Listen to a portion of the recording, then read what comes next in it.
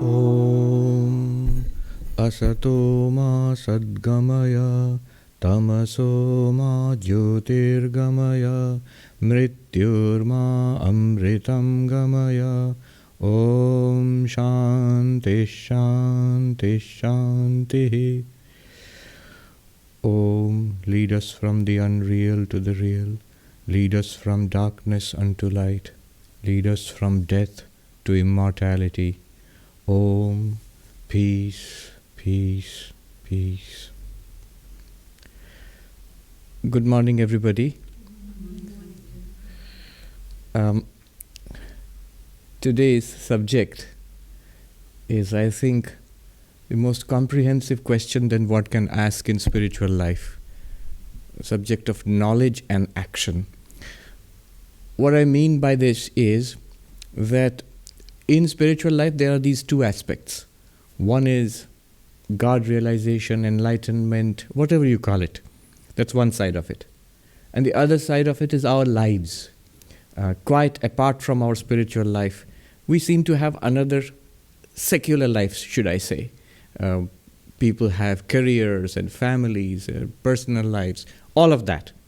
So the question is, how do I realize God? How do I become enlightened? And having become enlightened, or during the pursuit of enlightenment, how do I live my life? The so-called rest of my life.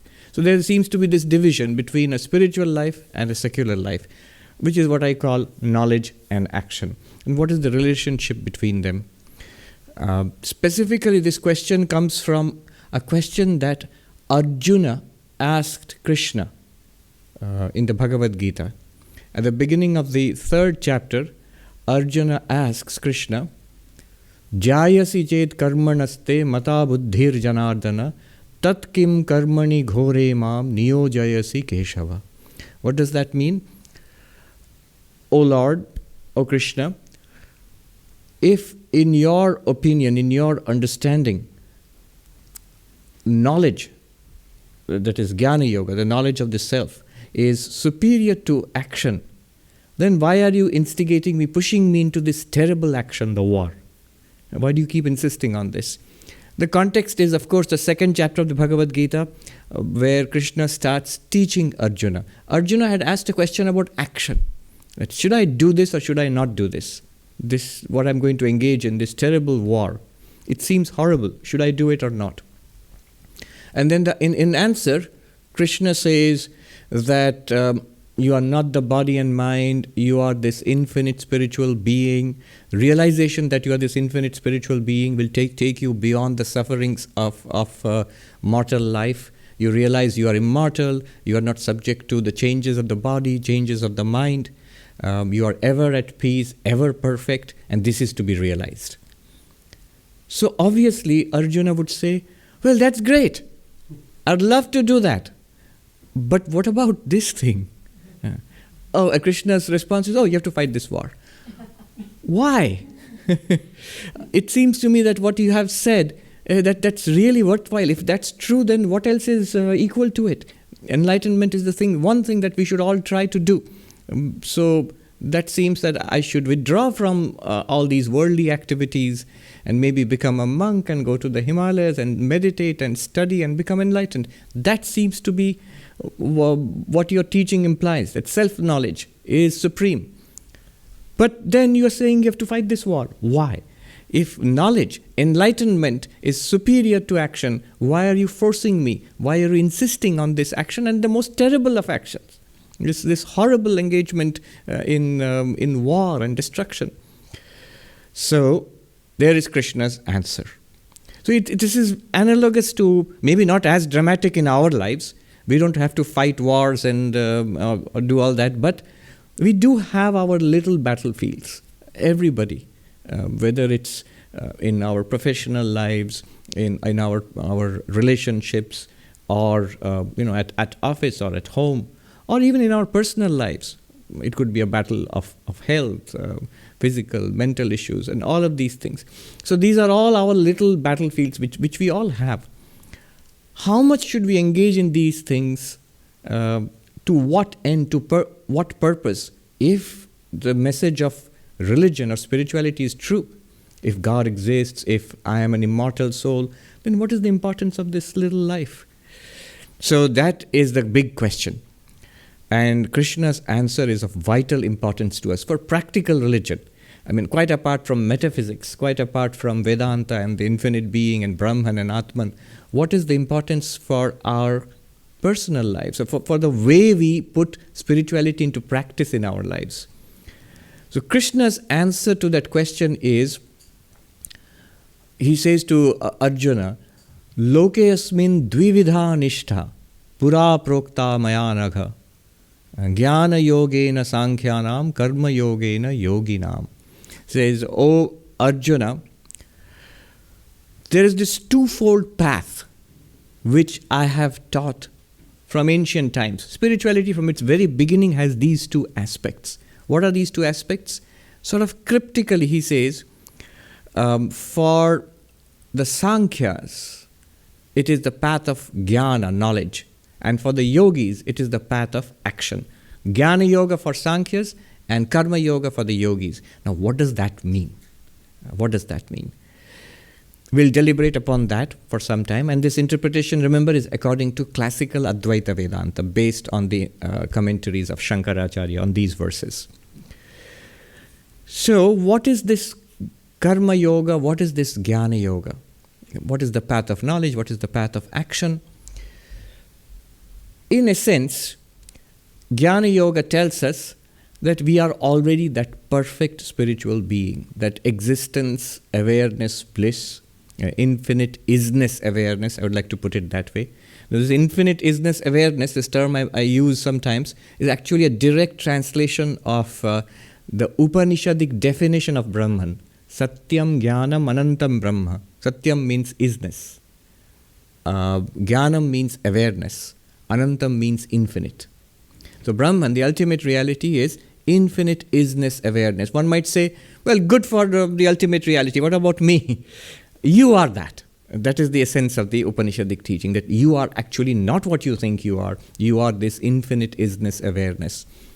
Well, good, but our first reaction is, I do not know this. I hear this. I read about it. But it's not evident to me. Even after I listen to it, and then, Swami, you provide me with many arguments in its favor. Well, it sounds interesting, but it seems so far from my lived experience, this life. So, my reply to this, come back to this claim that you are infinite being awareness, is that it sounds cool, but it's not me. I don't get it.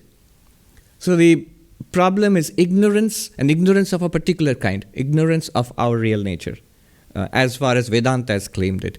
If ignorance is the problem, then always the solution is knowledge. What kind of knowledge? What we are ignorant of, there must be knowledge of that. So we are ignorant of the true nature of the self, at least according to Advaita Vedanta. Then the knowledge must be of the true nature of ourselves. And what is the method for this? The method suggested by Krishna is Jnana Yoga. Jnana Yoga literally comprises of Shravana, Manana, Nididhyasana. So this Vedanta, this body of knowledge is there. One must systematically, Shravana means literally hearing, but one must systematically study this, preferably under a competent teacher. One must systematically study this, and when you study it, you have doubts, you have questions. I hear what you are saying, but here are my questions, my doubts, and those things have to be clarified. So there's a process of reasoning. Often it is question answer between teacher and student, or between the text and the reader, or between different students, people who are studying it together. So this process of inquiry at this level, it goes on until we have clarity, until we can confidently claim that, yes, I understand. I know the teaching and I understand it now. But even after that, there remains a feeling, I understand it, but it's not a living reality for me now.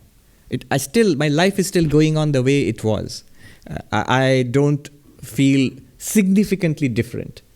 So, to make it a living reality, this understanding has to be deepened. And I'm choosing my words carefully. Here you are not looking for another new mystical experience. The problem with mystical experiences is that, I was just listening to this talk by Christoph Koch, who is the chief scientist of the Paul Allen Brain Institute. He's written a new book, The Feeling of Life Itself. And he was giving a talk at the Harvard bookstore just earlier this week, so online webinar nowadays. By the way, it's not just us who have internet difficulties. It's not just who have internet difficulties. It's the Harvard bookstore. When they started the webinar, the speaker had disappeared. They couldn't find the speaker. He was offline. So they had to call the speaker, get hold of him. He was having internet difficulties of his own. So this went on for quite some time. So he was saying in that talk, he was quite open about having mystical experiences. He had this experience where he was aware, but there was no sense of self, that he felt he had transcended time and space. All those experiences. You might say, that's wonderful. Here's a scientist saying that, but there's a catch. He is saying, all that I experienced, but that does not mean that I actually transcended time and space. It's possible for the brain to generate such experiences. You feel that way. And a mystic experience provides you with that. So he's taking a mystic experience seriously, but within the confines of physical science, that the brain by itself can produce such experiences.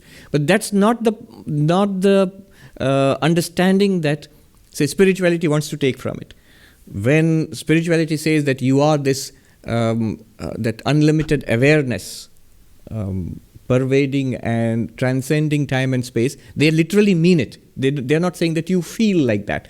What's the good of feeling like that if you're ultimately just a mass of flesh and blood? After some time, you're going to die. And that's the end of it, no matter what your mystical experience is. And if that's all that there is to it, then there's not much point to all these discussions. So the problem with mystical experiences is it could be treated as something being produced by your brain, and you don't have to go to the latest consciousness studies for that. All throughout history, mystics have been criticized and dismissed as being mad or subject to hallucinations. So that is the problem with mystic experiences. It might be wonderful for the person who's having it, but not necessarily convincing, either for the person and certainly not for others also. Vedanta is not even asking you to believe in it.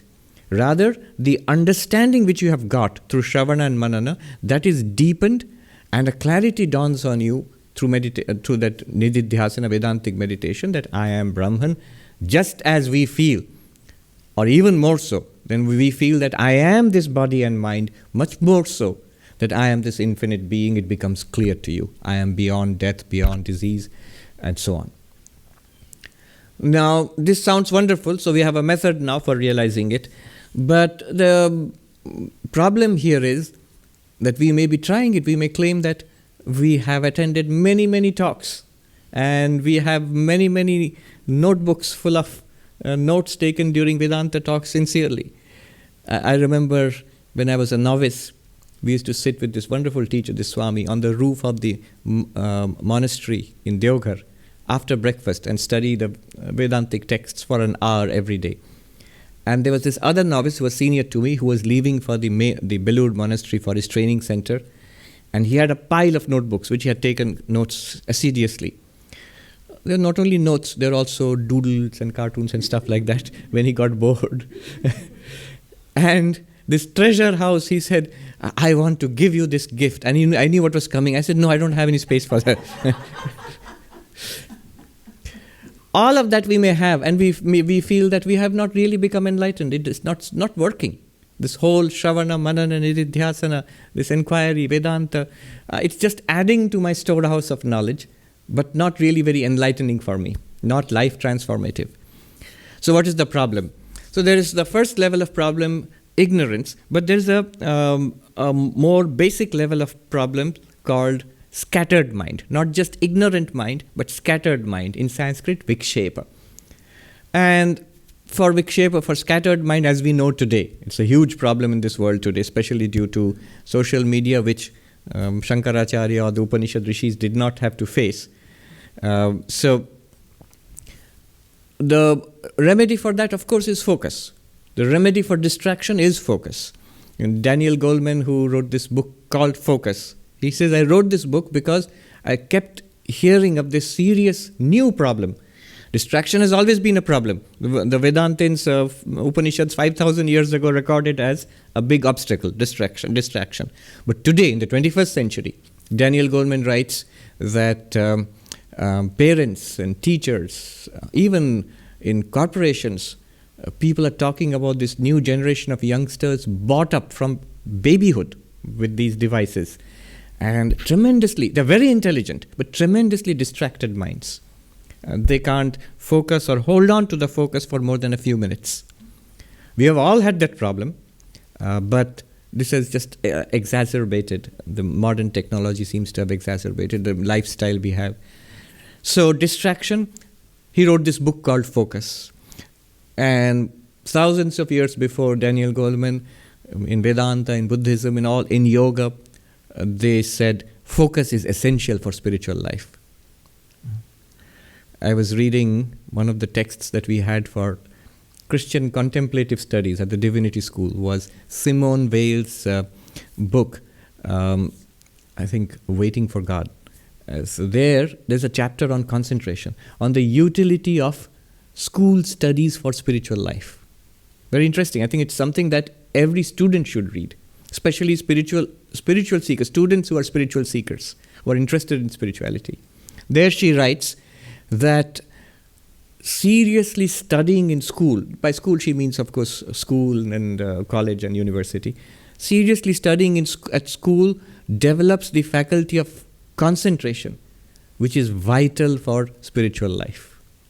So she says, every subject, even the subjects you don't like, the subjects you don't like and feel bored by, especially those ones, if you can develop the ability to focus on that, that is of inestimable value in your spiritual life.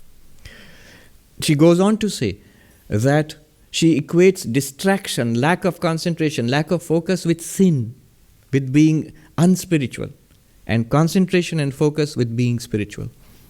How do you do that?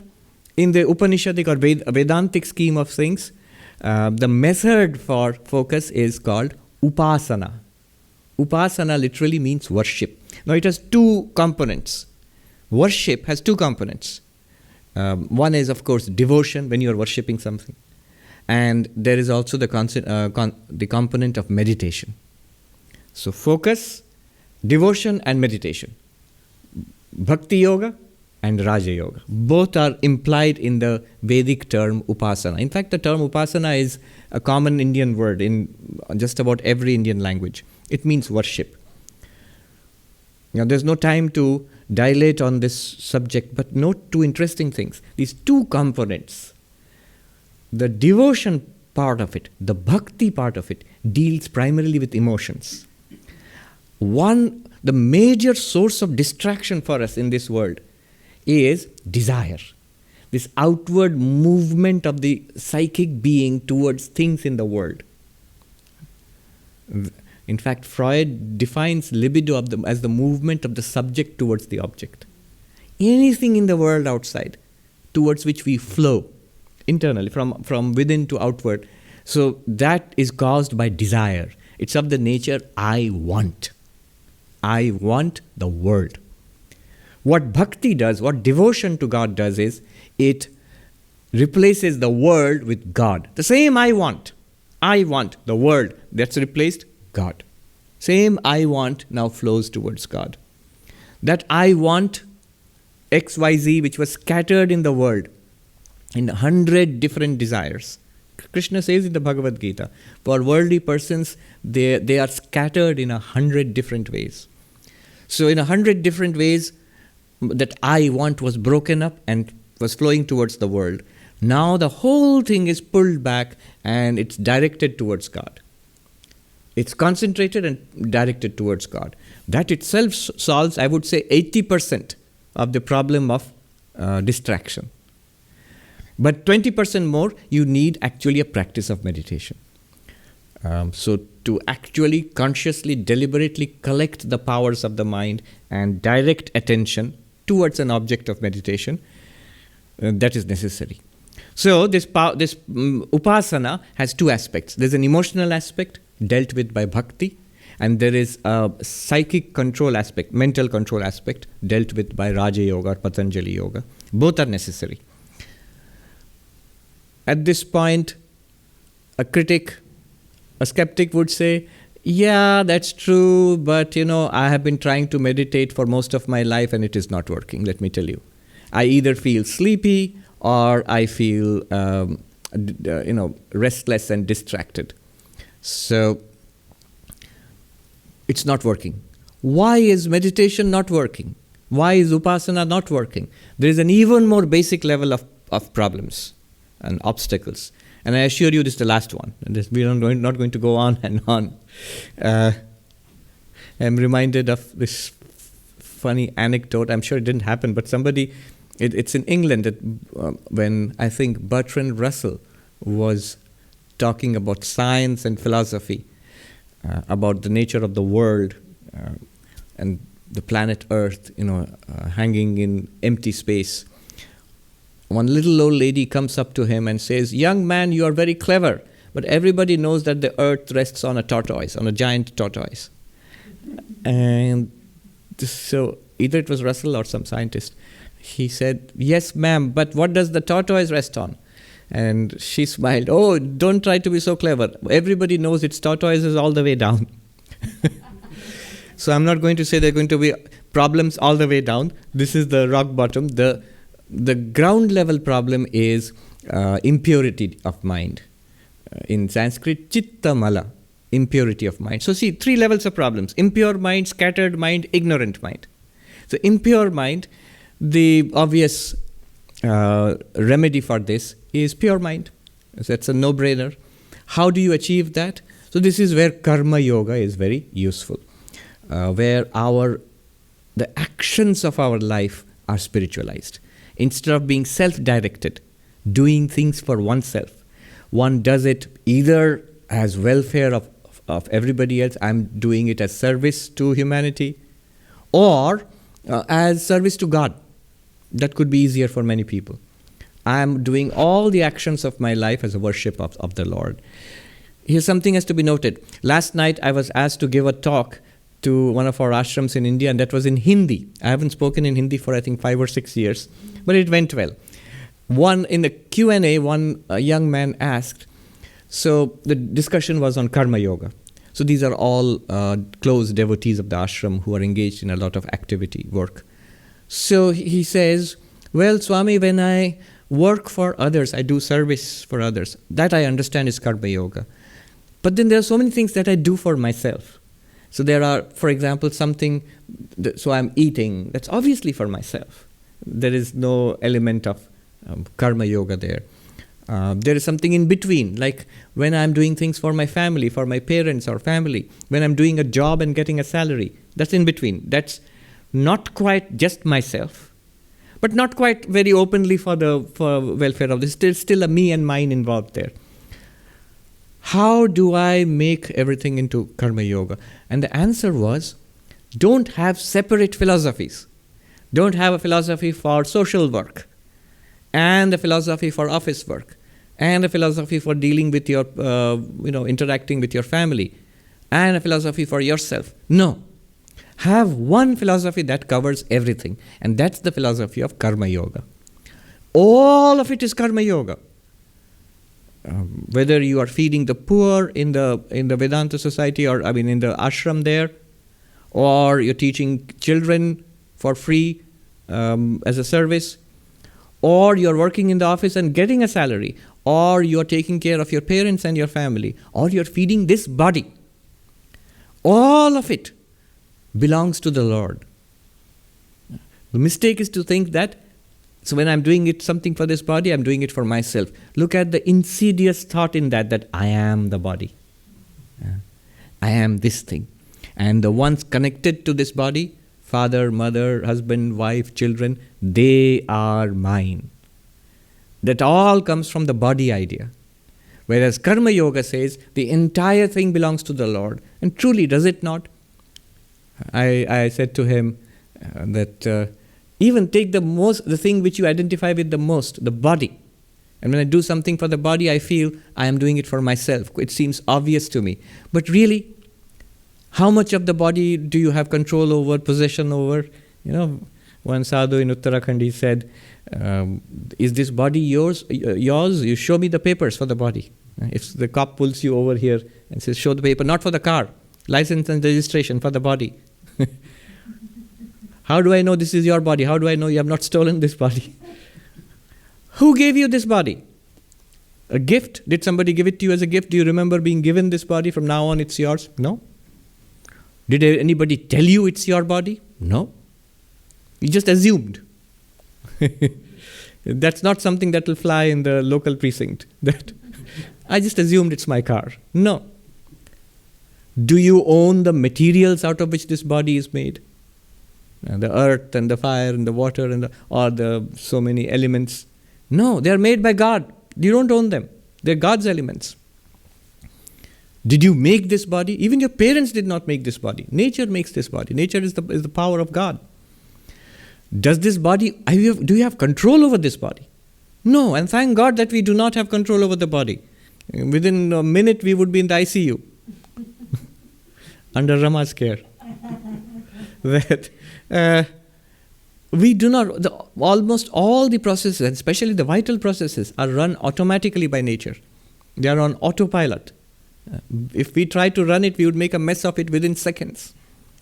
So, even this body, as a matter of fact, not as a matter of belief. As a matter of belief, in fact, you think it's yours. As a matter of fact, it's not yours. If somebody protests, so that's a very religious way of thinking. All right, Bhagavad Gita, see how impersonal it can be. It says, Prakrityeva karmani kriyamanani sarvasha yapashyati tathatmanam akartaram sapashyati. In the 13th chapter, I think, in the Bhagavad Gita, it says, everything here, body and mind also, everything is being done by nature. No, God is not introduced here at all. Everything is being done by nature. This much is true. Whether it's nature or God, it's not you. The one who understands this, understands that the self is not a doer, not an agent of action. It's not doing anything here at all. It's just illumining it. It's a very Sankhyan concept. So, even for the body, I told that young man that you must have the same philosophy. It all belongs to the Lord. Even when I'm taking care of the body, I am serving the Lord. So one philosophy, whether you're eating food or you're putting food into the mouths of hungry orphans at the ashram, it's all service of the Lord. So, Karma Yoga produces purity of mind. Chitta Shuddhi, purity of mind. This cleansing of the heart, cleansing of the mind. In the Beatitudes when Jesus Christ says, blessed are the pure in heart, for they shall see God. This is the precondition of illumination, of God realization. Blessed are the pure in heart. This is the groundwork, the unglamorous, hard, what you call in America, the grunt work of spiritual life. What Swami Vivekananda insisted on again and again, that a moral, ethical life, character building first of all, before ecstasies and high philosophy. So this character building, the basis of spiritual life. Impure mind overcome by pure mind. Pure mind generated by Karma Yoga. Then you go to the next level. Distracted mind overcome by focused mind. Focused mind generated by Upasana with two aspects. Bhakti and Dhyana, meditation. Then with this purified and concentrated mind, you go to the third level where the problem is ignorant mind. Ignorant mind overcome by knowledge. Knowledge generated by Jnana Yoga. This is the structure of spiritual practice. Again, of course, this is a classical Advaita interpretation. The three kinds of obstructions. What I said all this time, in the Himalayas, if you ask a monk, He will just use half a sentence. He'd say, Malavikshepa avarana nivritti. That's it. Mala means impurity of mind, Vikshepa means scattered mind, Avarana means veiled mind. Veiled mind. These three things have to be tackled. All of spiritual practice is a kind of negative practice. It removes obstacles. You cannot catch hold of God by spiritual practice. You cannot realize who you are, the enlightenment. It cannot be done by spiritual practice.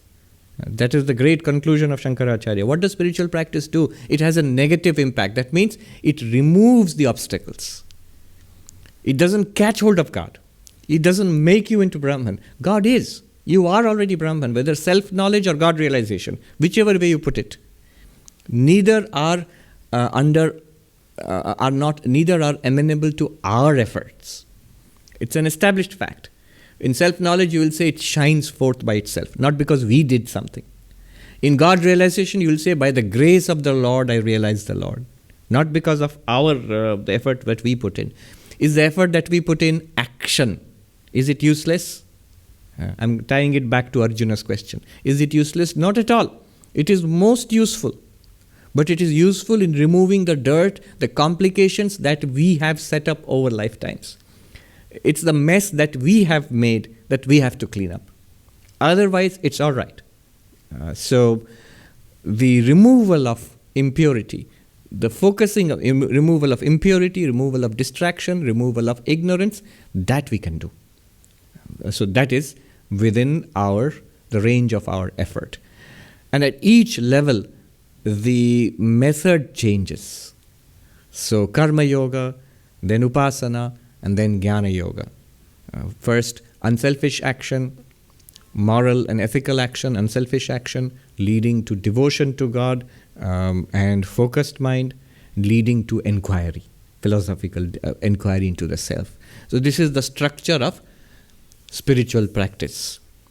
This is what Krishna meant when he said to Arjuna about the question of action and knowledge. If knowledge is superior, spiritual enlightenment is superior, why are you asking me to do things in this world, especially terrible things? Krishna's answer was, it will not work. Spiritual knowledge will arise through... See, when I tell you that you are the Atman, you will immediately give the first of the objections, that I don't know, veiled mind.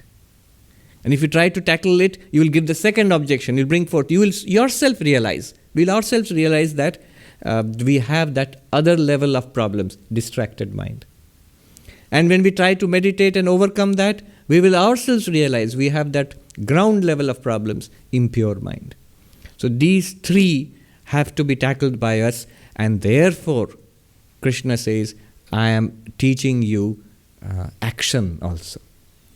What kind of action? That unselfish action, which clears up the ground level of problems. That is the impure mind. Impure mind must be purified. Then the purified mind must be concentrated. Later on in 6th chapter, Krishna will teach meditation. And then comes the cultivation, the inquiry into the self, the jnana yoga, which is the level of knowledge or enlightenment, which will lead directly to enlightenment. So this is the structure. So action is prescribed because it will generate fitness for enlightenment. And this is what Advaita says again and again. Advaita does not discard action. In fact, from Advaitic perspective, action is most important in spiritual life. Without that, the fitness for enlightenment will not be generated. The fitness for jnana yoga, it depends on doing karma yoga. This is Shankaracharya's own words. This may sound contradictory because Shankara keeps on saying action and knowledge are contradictory. We'll see why so. But this is from Shankaracharya's own commentary, that the fitness for jnana yoga is generated by karma yoga and upasana. Fitness for enlightenment is generated by unselfish action and devotion. So once you are fit for enlightenment, so do you give up action? Not there too. Sri Krishna says that every moment the body is acting. Either you do so through ignorance when you are identified with body and mind, or you do so through enlightenment. After being enlightened, even then action continues. Aurobindo, the great modern Indian philosopher, has severely criticized Shankara because he says Shankara put forth an ideal of the inactive monk. That is the highest ideal, and that is not what the Gita or the Upanishads teach. So Shankara taught renunciation of action. But I think that is not a good reading of Shankara. It's very telling that Aurobindo, in his long life, after an initial period of political activism, actually gave up all action himself, and the rest of his life he was completely withdrawn and inactive, more than any other monk, as far as external world was concerned. Of course, he was very active in an internal, like on an intellectual and spiritual plane. But practically speaking, he was directly almost inaccessible to people for most of his later life. In contrast, it's ironic. In contrast, Shankaracharya, whom he accuses of praising inaction, Shankaracharya was active throughout his short life of 32 years. Intense activity. Whether it's composing the bhashyas, whether it is spreading the word of Vedanta, establishing the monastic orders, reorganizing Hinduism, the effects of his actions can be felt down centuries till today, 1400 years. I am a monk of an order started by Shankaracharya. So, here is this person. You're accusing him of abandoning action and praising inaction. Most active person, intensely active person, and the person who accuses him is the most inactive person. In a gross sense, that in the sense external sense. Of course, internally he was a great yogi. Anyway, polemics apart, we'll dive a little deeper into this question of action and knowledge before we resurface again. Hopefully they say that there are gems in the depth of the ocean. So we'll have to hold our breath and dive deep into the ocean of a very subtle way of thinking. So, what is the enlightened person's perspective on action? Krishna says even an enlightened person does action for the welfare of the world. But what is the enlightened person's perspective on action? How is it different from ours? In the 4th chapter, Krishna says to Arjuna that there is a mystery about action. What is that mystery? He says the mystery is something like this. Karmanya karma yah pashyet akarmani cha karmaya sabuddhiman manushyeshu sayukta kritsna karma krit. The one who sees no work, who sees work in no work. And the first one is akarmani cha karmaya pashyet. So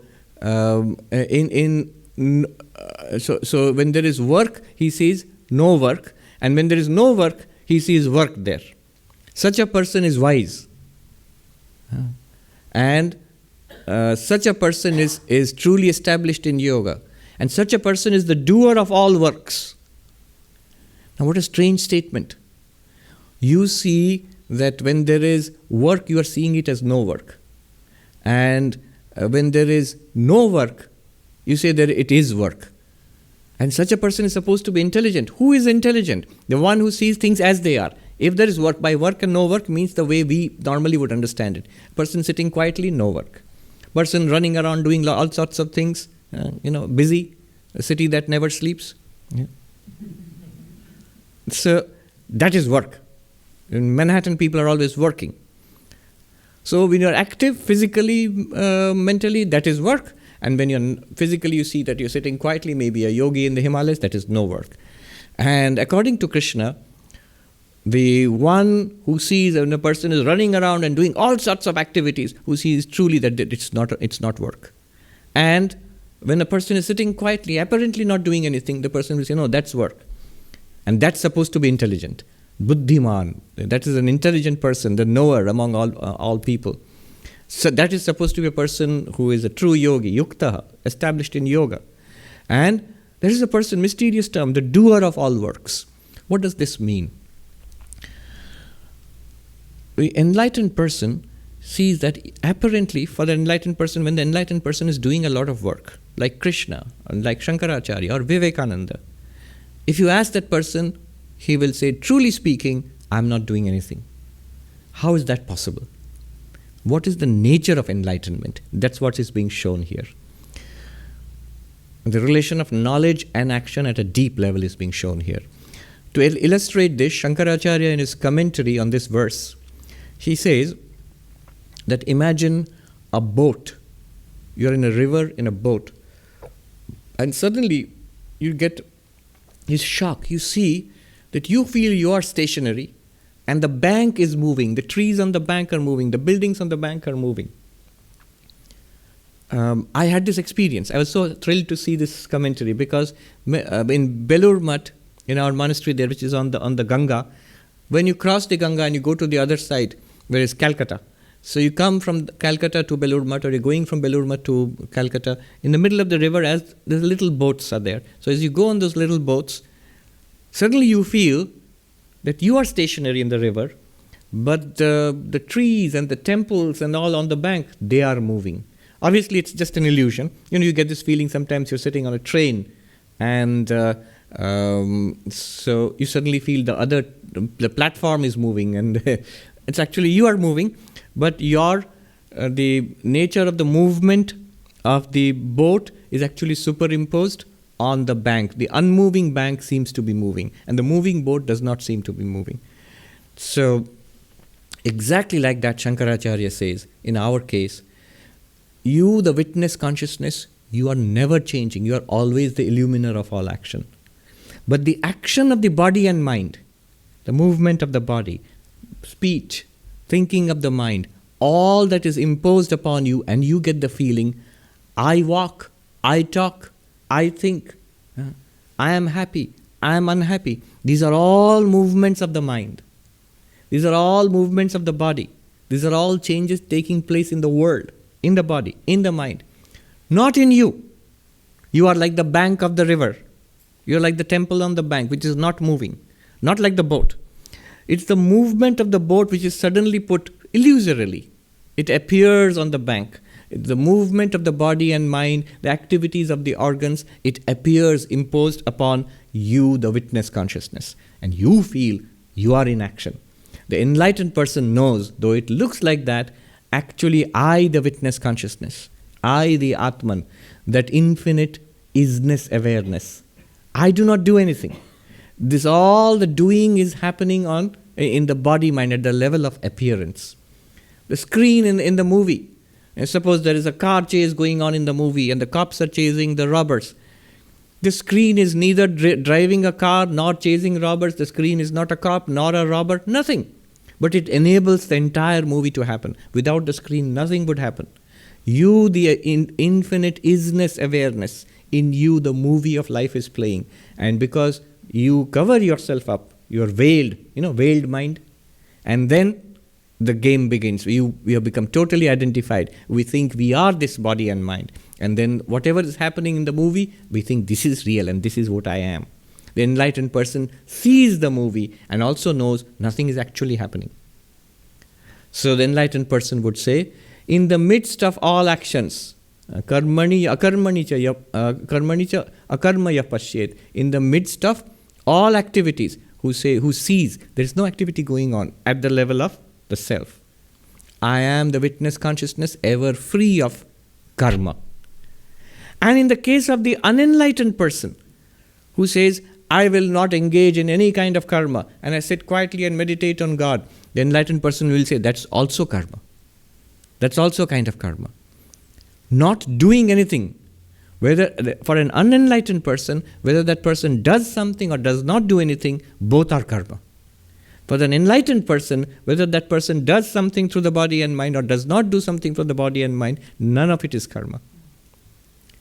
So, when the unenlightened person runs away from society, I will not be part of this world, I will withdraw from all worldly activities, still it's an activity. It's still karma. It's like when we say that, I will fast. Now, fasting is not a positive action. You're just stopping yourself from eating. But isn't it a kind of action? Because you are doing something. It takes quite a bit of effort. Probably more effort than eating.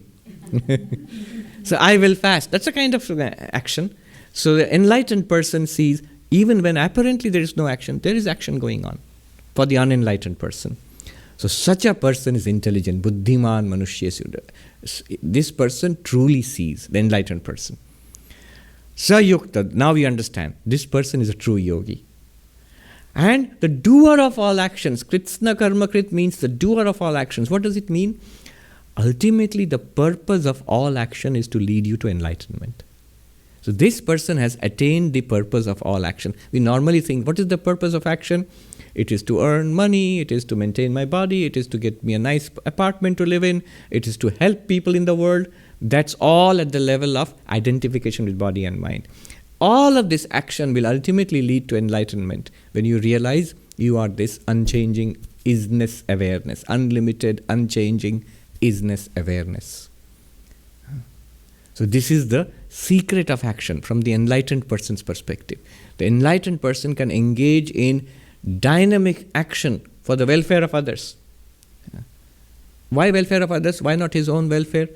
Because he does not need any welfare from the world. You're in immortal spirit, isness, awareness. What do you need? From whom do you need anything? What can add to you? What can take away from you? Nothing can affect you. All your needs are permanently satisfied. So, with the body and mind still appearing to the enlightened being, that body and mind, the natural reaction will be to sacrifice it to let it go in the welfare of the world. In the Song of the Sannyasin, when he talks about enlightenment, that let the body go, he says. Let karma float it down. Its task is done. Go thou from place to place and enlighten people. Bring them out from Maya's veil, Swami Vivekananda says. So their actions will be now for the welfare of the world. Not just spiritual welfare. Swami Vivekananda said, it is an insult to a starving man to teach him metaphysics. So it will be like all-round welfare, spiritual welfare, educational, physical. In all ways, the enlightened person will try to bring about the welfare of others. That's one kind of enlightened person. There may be other kinds. See, for an enlightened person, there is no prescription that they have to be like this. That's where I think Aurobindo is mistaken again, that they have to be like this, they have to engage in action. No, not necessarily. Swami Gambhiranji speaks of three kinds of Jivan Muktas, three kinds of enlightened persons. One might be completely absorbed in Brahman, in Samadhi, barely aware of the external world, or not at all aware.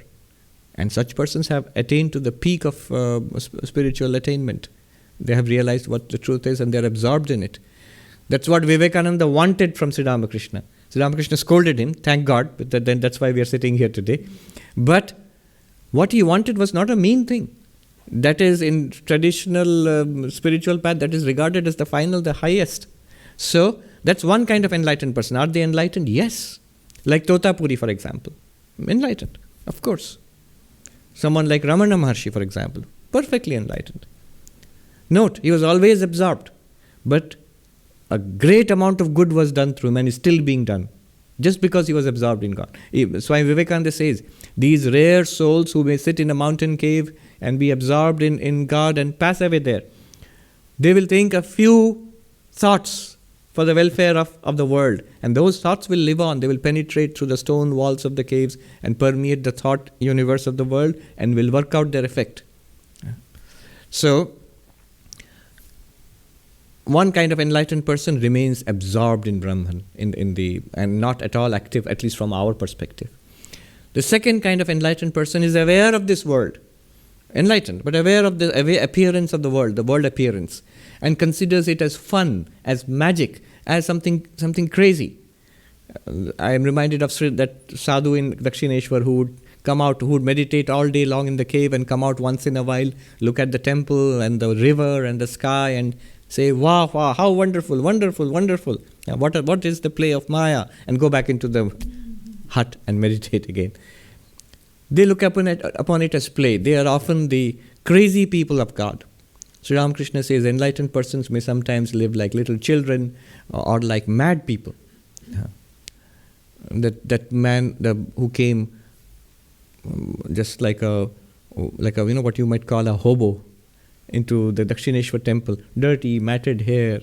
People thought he was crazy. And Sri Ramakrishna pointed him out to Hriday. Look, that's an enlightened person. He is a Jivan Mukta, liberated while living. People thought he was mad. I think children laughed at him and chased him or something like that. But when he came into the temple of Kali and recited a hymn. They said that veritably it's as if the entire temple was shaking.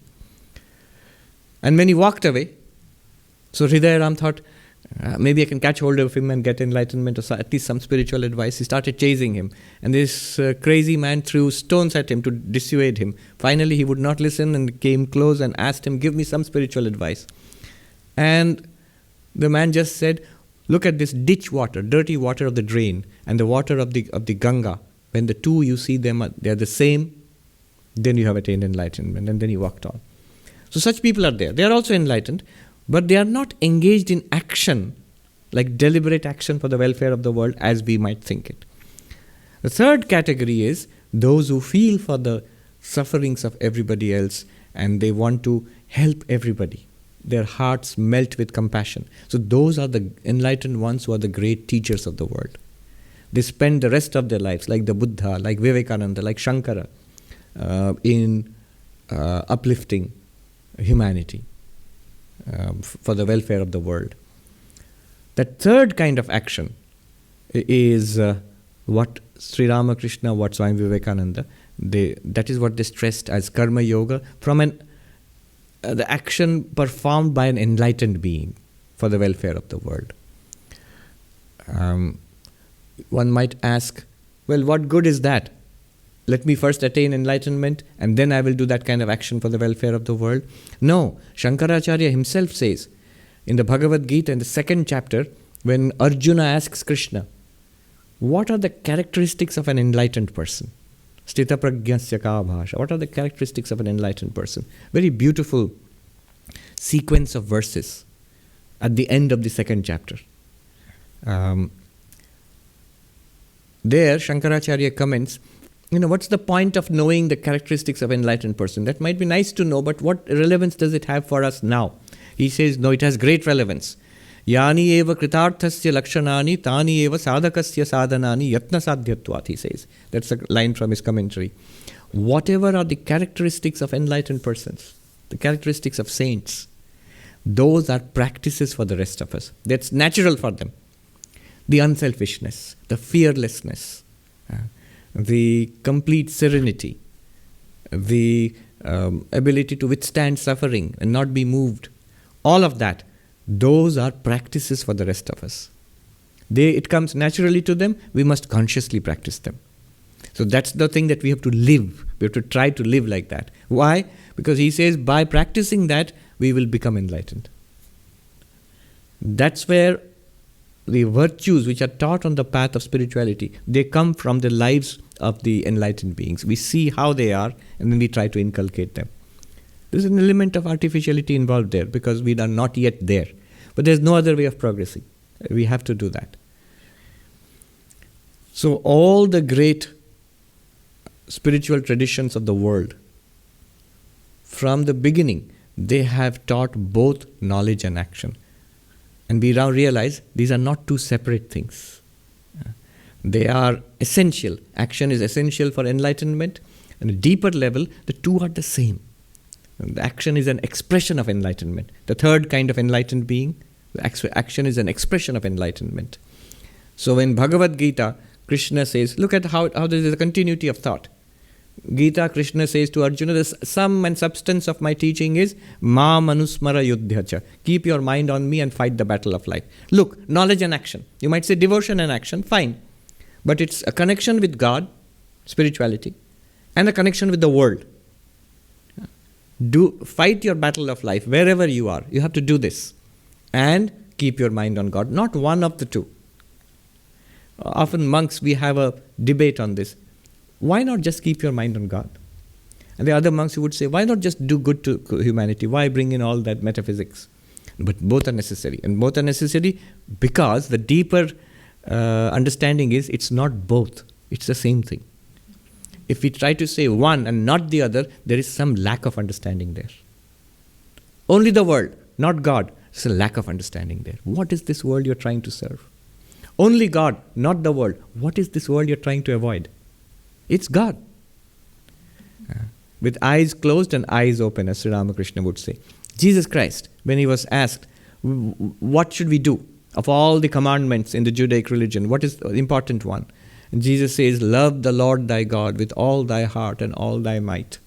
What a beautiful statement. And, one more, love thy neighbor. They are not two things. It's the same thing. Action and knowledge. And then Vivekananda, when he gave a motto for us, Atmano mokshartham jagat hitaya cha, for the liberation of the self. Here the self means the individual self, the one identified with body and mind, not the ultimate self of isness, awareness, because that's already liberated, always. So the one where we find ourselves right now, for our liberation, Atmano mokshartham jagat hitaya cha, for the welfare of the world. Cha means and. So knowledge and action. Why both? Because the deeper understanding is, the preliminary understanding, as Shankaracharya says, without that action you will not attain to that knowledge. That action makes us ready for that knowledge. You remember, impure mind, distracted mind, ignorant or veiled mind, and for that you need karma yoga, upasana and jnana yoga. So all of that is necessary for enlightenment. But the deeper understanding is this: one's own enlightenment and the welfare of the world are part of the same spiritual philosophy. They are not two different things. Yeah. So whether it is Krishna in the Bhagavad Gita, or Jesus Christ, or today Swami Vivekananda, this synthesis of knowledge and action, it is a more holistic spiritual philosophy, a more comprehensive spiritual philosophy, which covers the entirety of our life. Like Sister Nivedita said, henceforth no division between the secular and the spiritual, secular and the sacred. No division between secular and sacred, not in the sense of our secular world, where even the sacred is secularized. So sacred is secularized means yoga, which is a spiritual path. What is it for? Well, it prevents wrinkles and it keeps you limber and it boosts your immune system. All of that is true. But those are the secular benefits. You have made it into a secular practice. A little bit of calisthenics, this physical exercise. No. Even the secular world is spiritualized. All of it is for enlightenment. All of it is for God realization. Whether you are on the path of bhakti, devotion, all of it is for as a worship of my beloved Lord. What I do in my heart and what I do in the world outside. Or in the path of self-realization, all of it is an expression that I am Brahman. The Gita verse where Sri Krishna integrates both. Brahmarpanam brahmahavi, brahmarpanam brahmahavi, brahmagno brahmanahutam, brahmevate nagantavyam, brahma karma samadhina. Favorite verse, because it is followed immediately by delicious food. But it is not a verse for eating. It means, imagine the ancient Vedic worship, the fire sacrifice. There is a ladle, the arpan, by which the havi, the sacrificial, the clarified butter is offered into the fire by the priest, accompanied by the chanting of mantras. All of it is said, all of this is Brahman. The ladle with which you are making the offering is Brahman, the offering is Brahman, the fire is Brahman, the priest is Brahman. The one who sees Brahman in all activities, in all action, Brahma karma samadhi. The one who sees Brahman in all action, which means action is being performed. That one attains to Brahman, who realizes, I am Brahman. See, what a beautiful synthesis of knowledge and action. I pray to Sri Ramakrishna, the Holy Mother, Swami Vivekananda, and this is the month of the worship of the Divine Mother, the Navaratri. So I pray to the Divine Mother Durga to protect all of us at this difficult and troubled time, to bless all of us.